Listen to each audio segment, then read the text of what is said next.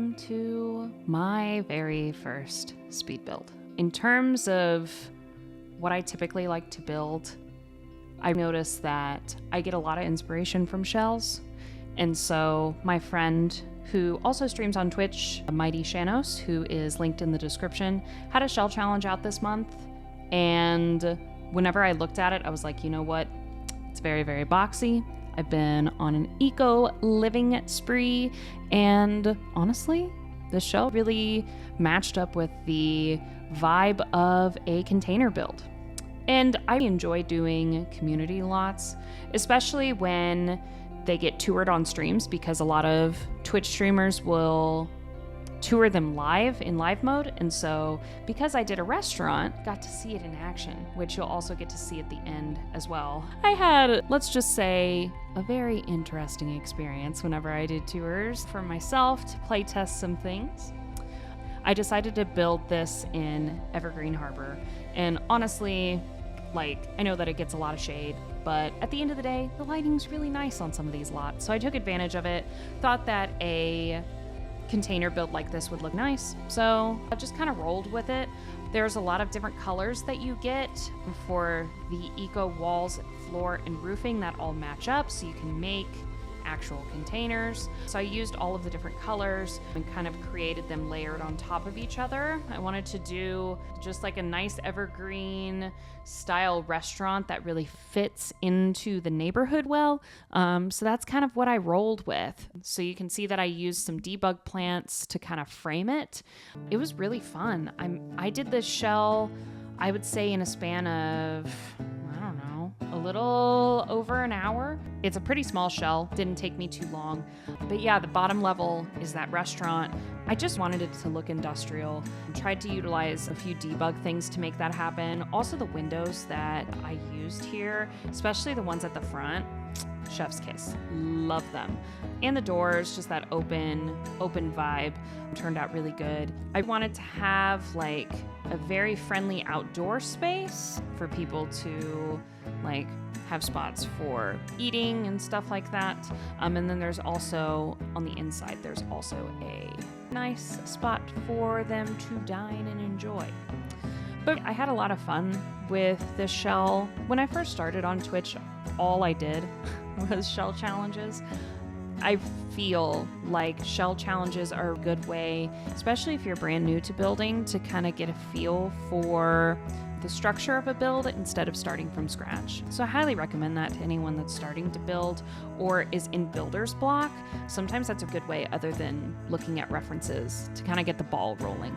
And so I was feeling that way. I was like, I just need a structure. Someone needs to give it to me and I'll make it into something that speaks to me. So I placed it and I was like, let's do a restaurant. I hadn't done a restaurant in a while. Shell challenges are good for inspiration for sure. And they're everywhere. If you go on the gallery and you type in shell, you're gonna find one. And sometimes people have shells that the exterior is completely finished if exteriors are cumbersome to you or make you anxious, which I totally understand. Some people have shells that are just exterior created and then you have to do the interior, which some people would like. So that's my spiel. And I like hosting them too. I think they're fun. I learn a lot from hosting shell tours. I feel like I learn about a lot of items that I didn't know about until I see them in tours or I see a builder use them in a different way. So even if you are just getting started with building and you're like, oh, I really want to learn some tips and tricks. If you go on Twitch and you look up someone that's doing shell tours, you're going to see some cool stuff. So yeah, I wanted to make sure that this build was definitely a place where a sim can enjoy being outside, have some outdoor seating. So I tried to make it as inviting as possible, even though in Evergreen Harbor, you would theoretically potentially have some pollution problems. But yeah, it's maybe they do want to sit outside. It's fine.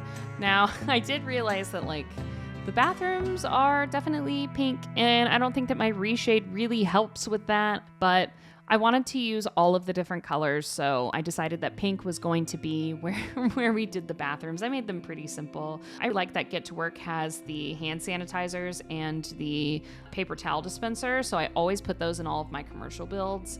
I also have been in the shtick of not using the quote-unquote the big light, so I've been trying to deviate from using those when I can and try to incorporate other types of lighting.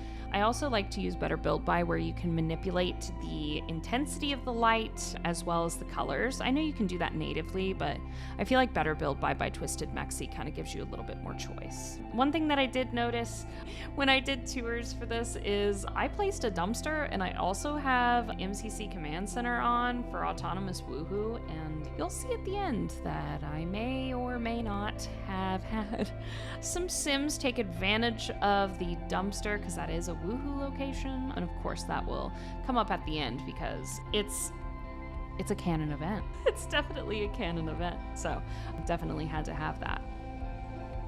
As far as the kitchen is concerned, I noticed that I was running out of space really quickly, so I decided just to kind of create a semi-open kitchen space.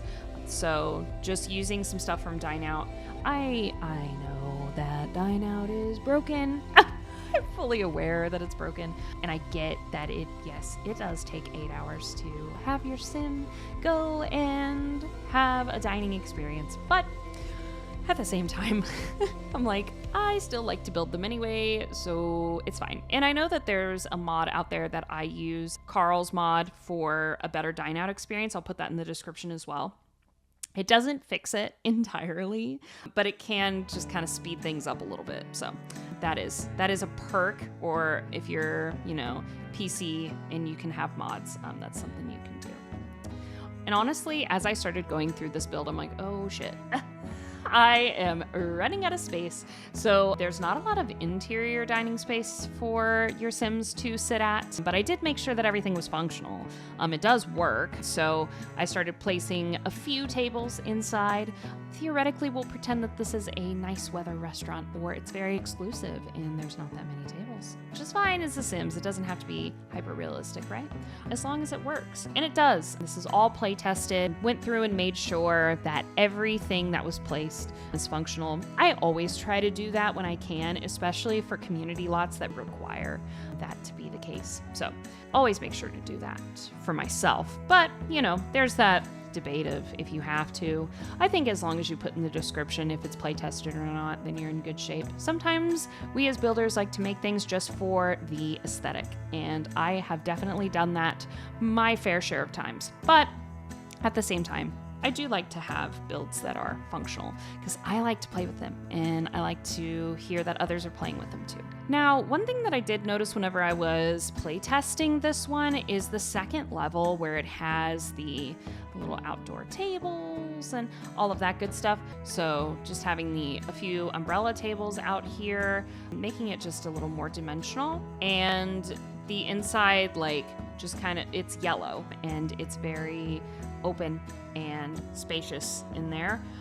So kind of using some tricks with Tool to make it look just a little bit more inviting and a little bit more modern. I also used a lot of platforms instead of using stairs because I did have to do some manipulation with the leveling to kind of make everything look how I wanted it to. So you'll notice that I did some platforms in order for the Sims to kind of get through. And they can. I tested it and they can get down those platforms just fine.